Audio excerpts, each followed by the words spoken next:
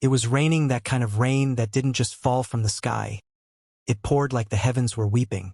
The streets of New York glistened under streetlights, cars splashing through puddles, strangers rushing past each other like ghosts. And then, there she was, a small girl no older than 8, sitting outside a bakery window. Her hoodie was torn 2 sizes too big. Her hair clung to her wet cheeks. In her tiny hands, she held a paper cup, empty. "Do you have any old cake?"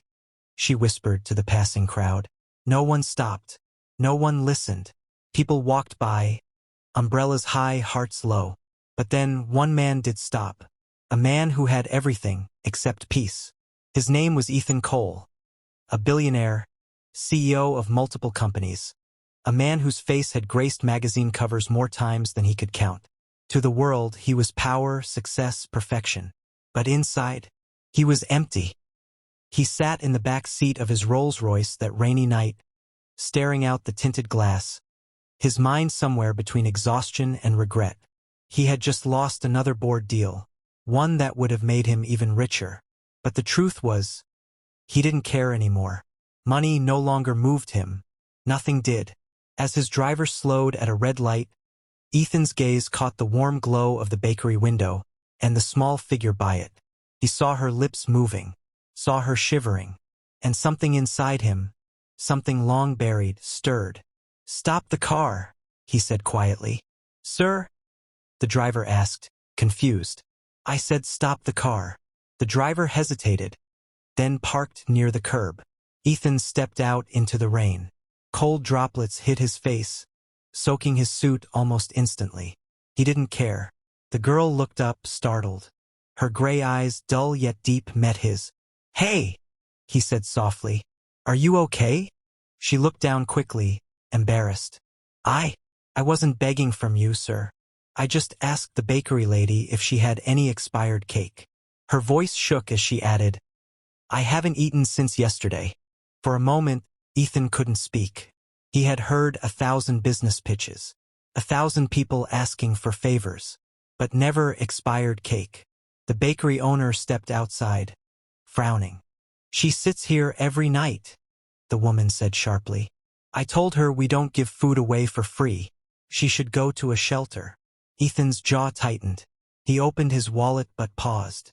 Something told him this wasn't about handing out money. It was about listening. "What's your name?" he asked quietly. "Lila," she said, almost whispering. "Lila Grace. Do you have family, Lila?" She hesitated. "I did. My mom. She used to bake cakes like those." Her eyes drifted toward the window. "She passed away 2 months ago. I ran away from the foster home. They were mean. I just wanted to find her bakery again." She looked down at her hands and murmured. "She used to say, 'Even what's old can still be sweet.'" Her words hit him like lightning. Ethan turned toward the bakery window, staring at the forgotten cake sitting in the corner. Untouched, unwanted. Something about it felt familiar, forgotten, like her. He walked in and said, "I'll take that cake." The baker blinked. "Sir, that's expired." "I know," Ethan said. "It's perfect." Moments later, they sat under the awning, sharing the old cake by hand. The girl's tiny fingers held each bite as if it were treasure. She smiled. For the first time that night, he saw light in her eyes. That smile did something to him, cracked something open inside, something he hadn't felt in years. That night, Ethan couldn't sleep. The image of her soaked clothes and trembling voice wouldn't leave his mind. He tossed. He turned. He tried to drown himself in reports and emails. But nothing worked. The next morning, he skipped his meetings and went back to the bakery. She wasn't there. He waited. An hour. 2. Still nothing. For the first time in years, panic gripped him. He told himself it wasn't his problem. But his heart wouldn't listen.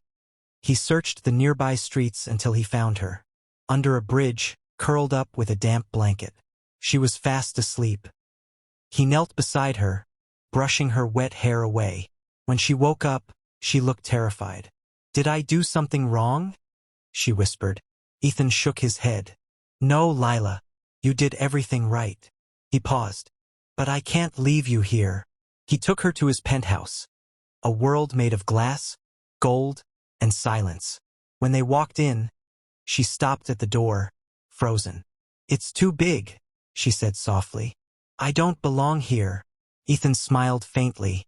"Neither do I sometimes." Over the following weeks, he made arrangements, legal guardianship, medical checkups, therapy, schooling. But beyond the papers and signatures, something deeper happened. He changed. He canceled meetings to have breakfast with Lila. He started cooking badly at first, but she laughed anyway. He began donating to children's homes. Not for publicity, but from genuine care. He even visited the foster system himself, asking how it could be made better. The world noticed. Headlines called it the billionaire's redemption. But for Ethan, it wasn't redemption. It was rediscovery of love, of meaning, of humanity. One quiet evening, Lila handed him a small box. Inside it was a charm, a tiny piece of an old cake mold. "I found it in Mom's bakery," she said. "You helped me remember that even old things can make something new." Ethan's throat tightened. He smiled through tears. "Lila, you didn't just find sweetness in the expired. You brought sweetness back into my life." Years passed. The old bakery, once forgotten, was rebuilt, brick by brick, by Ethan himself. When it opened, the sign above the door read, "Lila's Grace." Every evening, the bakery gave out free cakes to children who couldn't afford them. Not leftovers, not scraps. Fresh, warm cakes, each one made with love. Above the counter hung her mother's saying, "There's always sweetness left, even in what's expired."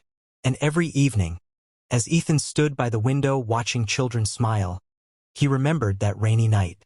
The night a little girl asked for expired cake. And a billionaire found his heart again. Because sometimes, the richest people are the ones with nothing. And sometimes, the poorest are the ones who remind us how to love. Kindness costs nothing, but it can change everything.